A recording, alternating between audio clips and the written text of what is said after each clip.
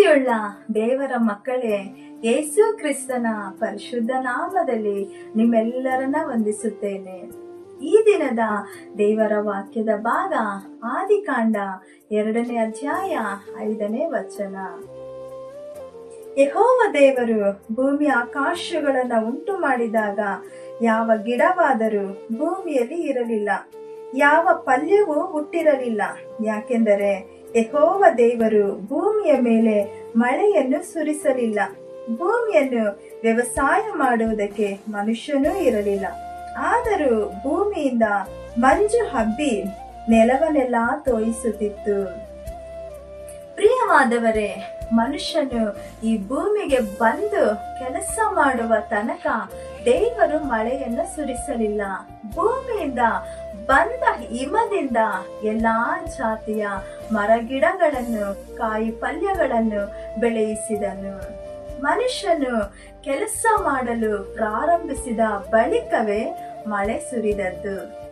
ಹಾಗೆಯೇ ದೇವರ ರಾಜ್ಯವನ್ನು ಈ ಭೂಮಿಯಲ್ಲಿ ಸ್ಥಾಪಿಸುವ ಕೆಲಸದಲ್ಲಿ ನೀವು ಇಳಿದು ಕೆಲಸ ಮಾಡುವಾಗಲೇ ಅವರು ತನ್ನ ಆತ್ಮವನ್ನು ಮನುಷ್ಯರಾದ ಎಲ್ಲರ ಮೇಲೆ ಸುರಿಯ ಮಾಡುತ್ತಾನೆ.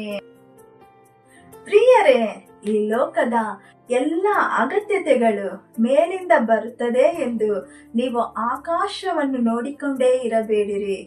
ದೇವರು ಈ ಲೋಕವನ್ನು ಕಾಯುವ ಕೆಲಸವನ್ನು ನಿಮ್ಮ ಕೈಯಲ್ಲಿ ಕೊಟ್ಟಿದ್ದಾನೆ. ಅವರ ಜೊತೆ ನೀವು ಕಾಯುವವರು. ನೀವೇ ಈ ನೆಲವನ್ನು ಅಗೆದು ವ್ಯವಸಾಯ ಮಾಡಿ ಫಲ ಕೊಡುವ ಭೂಮಿಯನ್ನಾಗಿ ಮಾಡಬೇಕು. ದೇವರು ನಿಮಗೆ ಕೊಟ್ಟಿರುವ ತಲಾಂತುಗಳು ಏನು ಎಂದು ಕಂಡು ಹಿಡಿದು ಅದನ್ನ ಕಾರ್ಯರೂಪಕ್ಕೆ ತರಬೇಕು. ಆತನು ತನ್ನ ಆತ್ಮವನ್ನು ಅಳತೆ ಇಲ್ಲದೆ ನಿಮ್ಮ ಮೇಲೆ ಸುರಿಸುವನು. ಆತನು ಅರಣ್ಯವನ್ನು ಕೆರೆಯನ್ನಾಗಿಯೂ ಮರುಭೂಮಿಯನ್ನು ಬುಗ್ಗೆಗಳಾಗಿಯೂ ತಗ್ಗುಗಳನ್ನು ಹೊರತೆಗಳಾಗಿ ಮಾರ್ಪಡಿಸುವನು.